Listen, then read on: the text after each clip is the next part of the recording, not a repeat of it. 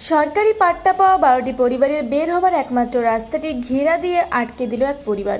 বাধ্য হয়ে এদিন বালুরঘাট থানায় অভিযোগ জানালো ওই পরিবারগুলি। বালুরঘাট শহর লাগোয়া হোসেনপুর এলাকার এই ঘটনায় এদিন ব্যাপক উত্তেজনা ছড়ায়। জানা গেছে, সম্প্রতি আদালতের নির্দেশে ওই রাস্তাটি একটি পরিবারের নিজস্ব সম্পত্তি হিসেবে স্বীকৃতি পেয়েছে, কিন্তু ওই রাস্তাটি সরকারি জমির পাট্টা পাওয়া 12টি পরিবারের একমাত্র যাতায়াতের অবলম্বন। ওই রাস্তাটি এদিন আটকে দেওয়ার কারণে অবরুদ্ধ হয়ে পড়ে ওই 12টি পরিবার। ব্যাপক ক্ষোভ তৈরি হয় এলাকায়।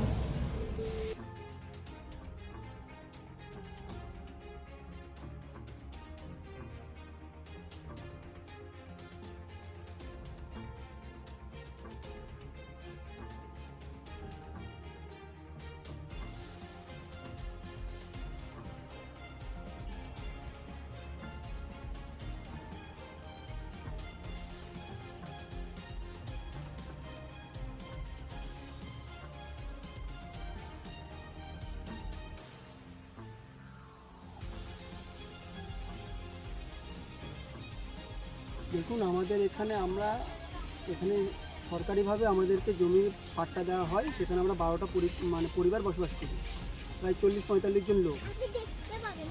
এখানে একটা রাস্তা ছিল, আমাদের বিকল্প কোনো রাস্তা নেই, একটাই চলাচলযোগ্য রাস্তা, প্রায় 35-40 বছরের রাস্তা।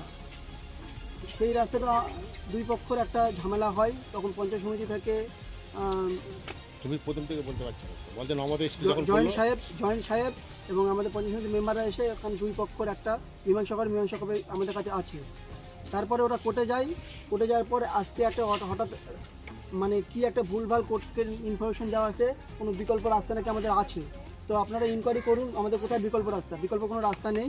তবুও সেই কোনো এখানে কোনো ইনকোয়ারি না করে বিএলআরও কোনো মাপটাপ না নিয়ে হঠাৎ করে আজকে কোর্ট থেকে একটা অর্ডার পেয়েছে, কী অর্ডার পেয়েছে আমরা জানি না, এসে রাস্তাটা সিল করে দিয়েছে।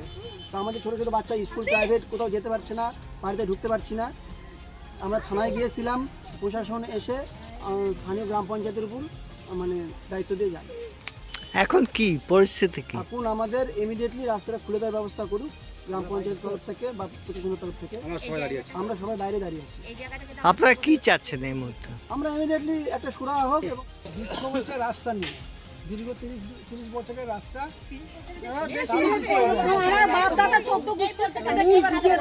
আস্তে একজন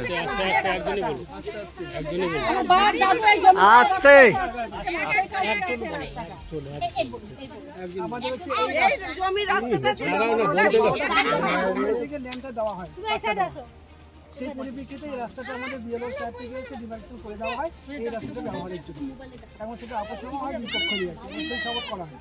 সেটাকে অমান্য করে তারা কোর্টে যায়। কোর্টে যাওয়ার পরে ওনারা এমন একটা অর্ডার নিয়ে এসছেন, সে অর্ডারে বলে ওনারা আজকে রাস্তাটা ঘিরে দিচ্ছে। কারা যায়? হ্যাঁ, কারা কোর্টে যায়? কোর্টে ওরা হচ্ছে জিতেন মহন্ত, আশুতোষ মহন্ত আর নিশিরা শিশির মহন্ত। তারপর কি হয়েছে?